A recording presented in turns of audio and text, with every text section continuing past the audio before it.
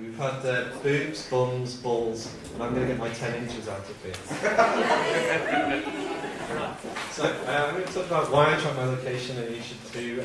Basically, I like to track my location all the time. I have my phone going, my GPS on it, uploading my location. So some good traces, like this one through Sydney Harbour. You see that lovely little trace veering through when I was on the ferry. Some bad traces like this one. This was me cycling from coast to coast. I cycled from Hull all the way across to Liverpool. There's no trace because my phone died after about 10 miles and I didn't get anything. So that was unfortunate. So some good things, some bad things. And some more slides. Mainly why I'm doing this, I run a website called MapMeAt. It works with lots of other services that you might have heard with, like Google Latitude, Fire Eagle, Foursquare and Twitter. And so basically you can pull in your location from all these services and it will suck them in and we'll use them. It's all in real time, so I know that you can take an old GPS logger out and you can store your location, but I'm much more interested in putting it up there on the internet and showing people straight away. We're also looking at it later and seeing where you've been, but specifically showing people where you've been and where you are right now. So a few years ago I went to China on honeymoon. My wife wouldn't let me take my GPS with me because she thought the Chinese authorities would arrest me. But even with using my website, I was still able to track my location because I set up some favourites of places I was going to be. I used Twitter to say, hey, I'm in Beijing. Because you might ask, why am I doing all this tracking while I'm on my honeymoon? Well, it's great for tracking your photos and say, you can geotag your photos and say, well, these photos were taken in Beijing, these photos were taken in Xi'an, all sorts of things like that. Is it all about photos though? Well, you can do a lot more than just geotag your photos if you take a location history. If you do anything on the internet, it will basically have a timestamp. So if you send Twitter, if you listen to music and you use Last.fm, if you do anything that has a timestamp, you'll be able to log it on the map like this. So this shows a trip to San Francisco I took last year in January, way before Twitter put any geo features into their system. But I can still show where all my tweets were sent and where all my what music I was listening to when I was in the middle of San Francisco or somewhere else.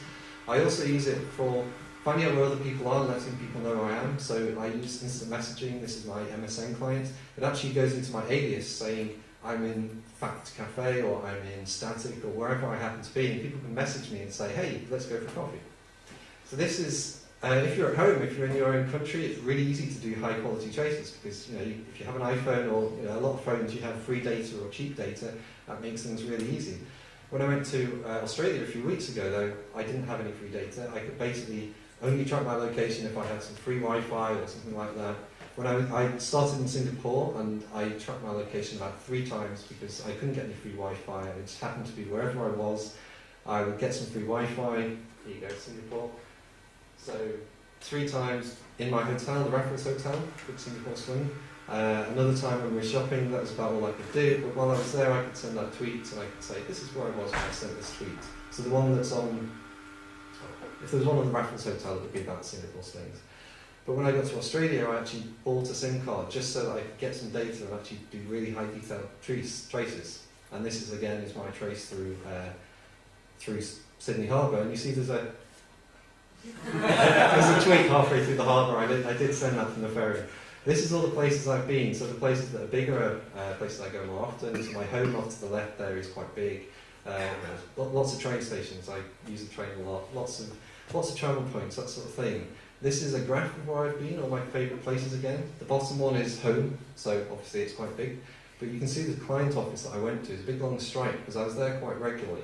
Whereas other places like my Vegas holiday are sort of sudden big jumps and then they don't disappear for the rest of the year. This is more sort of grouped together and I've taken out home. So you can again see the Vegas holidays, this big spike. SOTM is a conference in Amsterdam I went to, that's another big spike. But again, the Manchester office shows up quite big. London is more obvious now because I've grouped all of these locations today. Now this is where I have to break off because the videos didn't work in my presentation, so I get to cheat slightly. It's a long time, isn't it? 7, 8.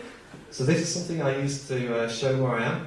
It's a clock, and I've hooked up an Arduino little computer device, and it literally checks where I am and sets the clock to show where I am, show the position. It's like the clock in the Weasley family house in the Harry Potter books. And it really does work. It checks where I am, checks where my wife is, and shows where we both are on the clock.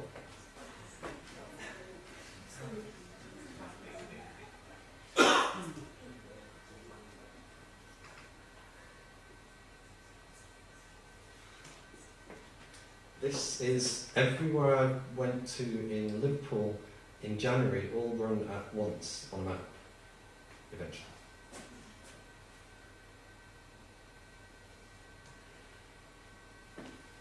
So you can see, Liverpool and Manchester, so I quite often go to Manchester. You can see them flying across, you can see my trips into town. See, sometimes I come back from Manchester at one time, a couple of really late trips back from home from town.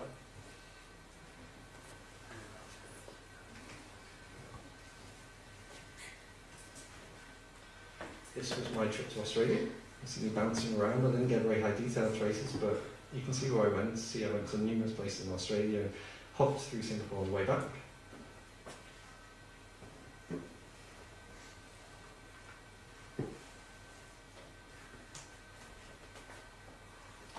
And this is every journey I've taken in the past 3 years. And it's really nice, it's all rendered at once, so you see literally every place I've been. Obviously I spend a lot of time in the UK, but I've been lucky enough to go to quite a few other places. So there's San Francisco, the East Coast of the US. You can see my China trip just disappearing off at the top, and my Australia trip at the bottom. So that's all I have. Thank you.